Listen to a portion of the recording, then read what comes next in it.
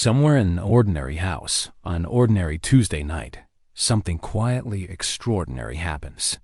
A snake plant, one that's been sitting in the same corner for 9 years, grows a tall, slender stalk overnight. By morning, small white flowers dangle from it. By evening, the entire room carries a faint, sweet fragrance that doesn't belong to anything else in the house. The owner stands there, confused, then unsettled, then strangely moved, because this plant has survived droughts, neglect, 3 apartment moves, and 0 attention. It has never once hinted that it was capable of something like this. And yet here it is, blooming. So the question begins. Not just the botanical one, but the deeper one. Why now? Why at all?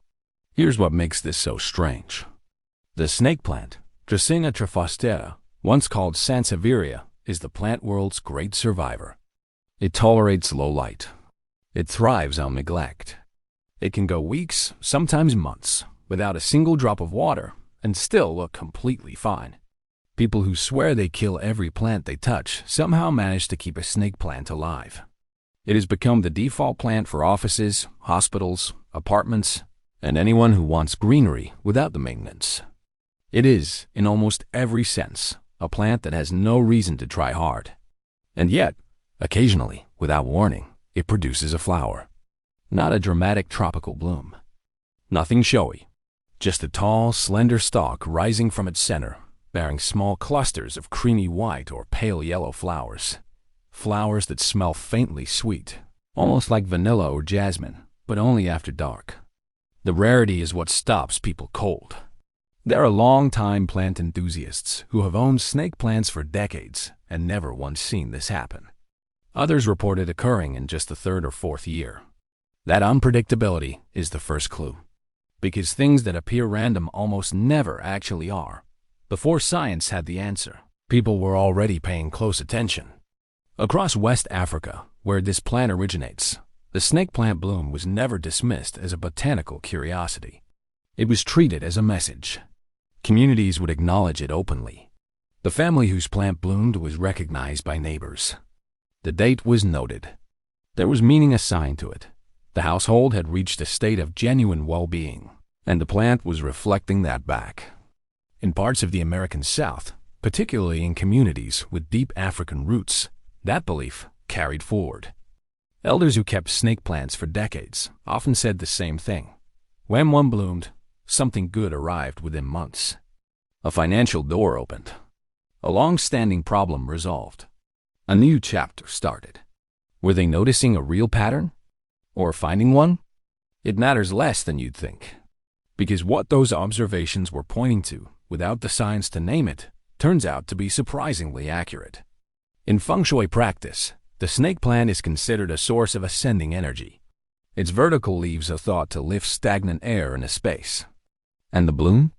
It's interpreted as confirmation that the environment has reached a kind of equilibrium. Not energy arriving, energy already present, being acknowledged. Here's what's interesting about that interpretation. It implies the bloom isn't a beginning. It's a response. And that's almost exactly what the science says too. But here's where things get genuinely surprising. Scientists who study plant behavior have spent years trying to understand what triggers the snake plant bloom. And the answer they keep arriving at isn't about one thing. It's about a combination of conditions, a specific window that has to align. The first condition is maturity. A snake plant needs years of growth before it even has the cellular capacity to flower. Most estimates put that at 3 to 10 years, depending on how the plant has been cared for. The bloom is not a young plant's behavior. It belongs to one that has been quietly building itself up over time. The second condition is controlled stress. This is the part most people don't expect. The snake plant doesn't bloom when everything is perfect and comfortable. It blooms when it experiences a specific kind of pressure, roots filling a pot, soil running drier than usual between waterings, a slight cooling in nighttime temperatures. These aren't distress signals. They're biological cues. In its natural habitat, these conditions signal a seasonal shift. The plant's response is to reproduce, now, while conditions are transitioning. The third condition is light variation. Not constant bright light, not constant shade, a shift across seasons that tells the plant time is moving. Here's what this adds up to. The snake plant blooms when its environment tells a believable seasonal story. When the carrot receives echoes the rhythms of its original wild home in West Africa, you can recreate those conditions. And many plant owners do, without realizing it, simply by living seasonally. Watering less in winter. Moving the plant toward a window in summer.